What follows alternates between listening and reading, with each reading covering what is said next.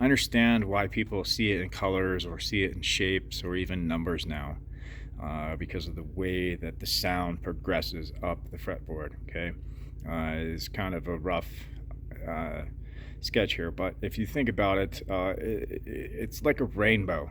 Okay, now we have different bands of sound. Okay, and as we move up the fretboard, we get higher. Okay, um, but we have certain ways that the guitar uh, interacts and interchanges and goes as we move around.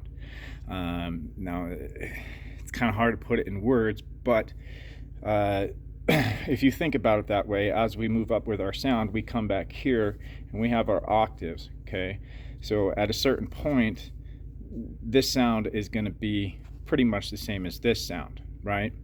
And so as we move higher, everything kind of keeps shifting, and this is where we get our face and our every good boy and whatnot. And I think a big part of understanding this is we need to stop looking at it when we write it and do everything like this.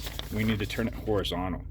And I think that'll really start helping you see where you have your bands. So we have our band here that runs, okay? Then we have another band right here next to it that runs. And eventually we run out of space. But if we were to follow this, this is where the 5-string, 7-string sort of note theory comes into play, right? If we come up from C, we come up 5 and over. If we want to go back this way, that 5 will bring us this way and that way. If we want to go back this way, we need to do 7. So then we come up 7 and over, okay? 7 and over. 5 and up, 5 and up, all right? So, not really sure how to explain this any clearer. This is just something that playing around last night, closed my eyes and started seeing it, okay? And actually worked a progression where start down here, come up to my C major bar chord, and it progresses back down this way, okay? So think of it like a rainbow, and this is where people start seeing colors, and you start fading one color into another color for your different tones, your different shapes, however it is you want to think about it, okay? Fret 9. I'm claiming name to fret 9 right now. That is, I think, what I'm going to be naming my band, my solo band, Me, Myself, and I. So hopefully this will help you start seeing the fretboard more. Think of it like a rainbow, okay?